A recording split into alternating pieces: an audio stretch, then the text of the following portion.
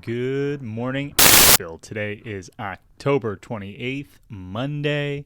At the time of recording, we got about 50 degrees, highs in the mid-60s. Does not look like rain, does look like an overcast fall day. Fall is definitely in the air. Leaves are definitely on the ground. We ended last week with a question, like what is open, what is closed? And some of y'all reached out. And I think, to be expected. There was sort of a mixed bag, but more than most, the energy was that Asheville is open. And in looking through some resources about what's open, what's closed, what is available to visit, what is not, where you might come and spend money, and where is still closed. Admittedly, the best resource I found was on Explore Asheville, and so can be contentious. I'll flag that, Explore Asheville, but they have done a really good job organizing a lot of information. So I'll flag they have like a travel advisory page, which lets you know how to get in and out and around Asheville and like what stuff is open. So massive list of the restaurants that are open and or opening. Again, Biltmore Estate, November 2nd. That's coming up next week. A bunch of the parks are linked to, and then, there's just so much here in terms of closures, right? So all of the Asheville River parks are going to be closed for the foreseeable future. Mount Mitchell is closed. Gorgeous State Park is closed. Most of the Blue Ridge Blue Ridge Parkway is going to be closed. And again, there are links on all of that. The Asheville Airport is open. Most highways are open. Got an email this morning from our friends of the podcast, Wrong Way, River Lodge and Campgrounds, and they're open for guests. And so, they did an incredible job, both acting fast post Helene, but building multiple feet above the 100-year floodplain, and it saved their business. So I think, in a broad stroke, you can say that, Asheville is open in stages and pockets. Support for Asheville varies by who you are, but there's a number of things happening that I find compelling. One, I will, as it becomes more concrete, I look forward to sharing more about it.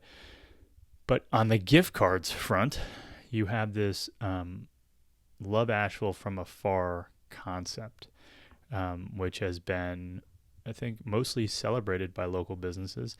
And the idea here is you can donate or shop, buy gift cards at over 622 Asheville area businesses, and it's all organized on the Explore Asheville website. I'll have links on to all these things in the description and show notes for this page, for this episode. But over 600 businesses are making it easy to shop and donate on their site. That's something. So when telling someone where to go, how to support, that's about as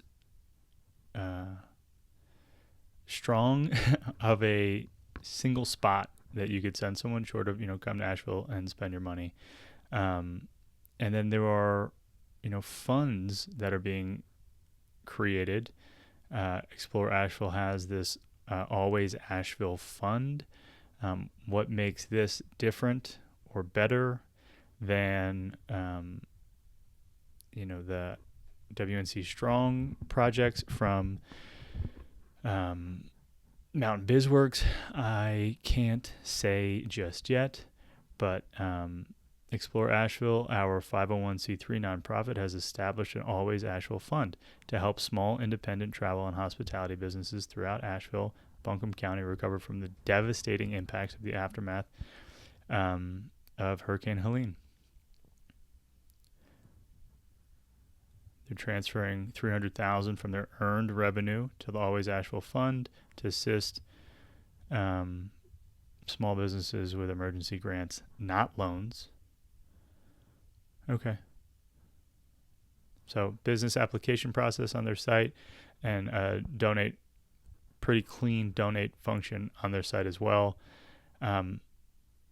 Love or hate Explore Asheville, they have spun up a very clean, very helpful portion on their website, and I'll have links to that. Outside of this as a list of what's open, what's closed, and how to support Asheville, there are a bunch of other ways to solve for this. What I'll say is that as a business owner, I think it becomes incredibly important that your website is telling the truth, that your website has been updated.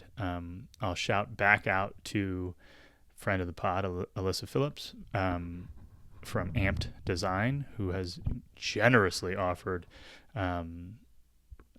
services support with website and some graphic design for businesses, specifically businesses affected by Helene. I would reach out, even if you think you're maybe sort of that.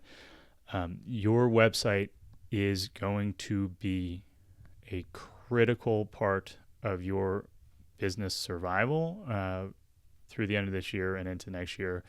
Having your accurate hours of operation, having strong calls to action, having your here's how we were affected, here's what we need, here's what we're doing, front and center on your website is going to be mission critical. And there are plenty of folks locally who can help you to make sure all those things are set up accurately, so that when people put in Google, or when people ask Alexa or whoever, hey, is this place open? Not only do they get the right information, but they get a part of the story that you want to tell. We have some other projects coming up in Asheville that I think are going to be really compelling. I don't want to spill the beans / speak without being properly brought up to speed. But I'm very interested in what I've heard some grumblings about, specifically with businesses selling, physical stuff, products, and how they might be able to support each other in Asheville. So what I'll say is, if you are open or want to be open or are not open yet, but are trying to figure out how to turn the revenue engine back on in your business, please reach out, because by nature of my role in this podcast and in the community at large, I'm hearing some really interesting stuff. And if I can be helpful in helping you turn back on your revenue engine or accelerate your growth through the end of the year, I want to be that person. So reach out. This was Monday, October 28th. Continuation on the idea of open and closed, and where you might find open businesses. And if you are not yet an open business but want to be an open business, or you are open and not seeing numbers grow the way that you would like them to, let's have some conversations, because I think, perhaps it goes without saying, time is in a lot of ways of the essence, and the way that we spring back in these early days. This is the beginning of the second month. The way we spring back now will effectively set the course for the rest of the year and for 2025. So here to help, here to be of service. And until tomorrow, take care. Be good to people.